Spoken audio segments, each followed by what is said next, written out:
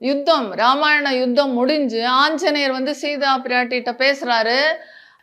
அம்மா இந்த மாதிரி உங்களை ரொம்ப துன்புறுத்தின அரக்கிகள் இருக்காங்கல்ல, அவங்கள எல்லாம் கழுத்து நெரிச்சு கொல்லலான்னு இருக்கேன். உங்களோட அபிப்பிராயம் என்ன அப்படின்னு ஹனுமான் கேட்பாரு. இப்ப சீதா அம்மா சொல்லுவாங்க, ஒன்றும் பண்ணக்கூடாதுப்பா. அவங்களெல்லாம் ரொம்ப பாவம். ஏன்னா ஒரு ராஜாவோ அரசனோ என்ன ஆணையிடுகிறாளோ அதைத்தான் அந்த மக்கள் அவங்க கிட்ட வேலை செய்யற அரக்கிகள் செய்யணும். அந்த ராவணன் வந்து துன்புறுத்த சொல்லி ராவணனை கல்யாணம் பண்ணு திருமணம் பண்ணுன்னு சொல்லி சொல்லி சொல்லி அரக்கிகள்கிட்ட மண்டையில மசாலா அரைச்சு தேய்ச்சு அரக்கிகளை ஒரு மாதிரி பண்ணியிருக்காரு. அப்படி வரும்பொழுது அரக்கிகள் அந்த வேலை செஞ்சுதானே ஆகணும். அப்போ ஒரு அரசன் சொன்னதை தொண்டர்கள் செஞ்சுதானே ஆகணும். வேலை செய்யறவங்க செய்யணும் இல்ல. அவங்க பேர்ல தப்பு இல்லை. அவங்க என்ன ஆசைப்படுறாங்களோ அந்த மாதிரி அவங்க இருக்கட்டும். அவங்க நல்லா இருக்கட்டும்.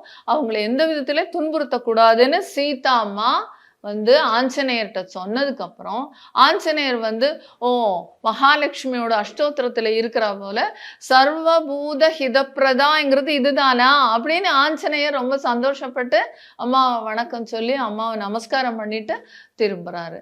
அதுலேருந்து சீதா அம்மாவும் மகாலட்சுமியும் ஒரே அவதாரம்னு நம்ம இன்னும் புரிஞ்சுக்கிறோம். ராம் ராம்.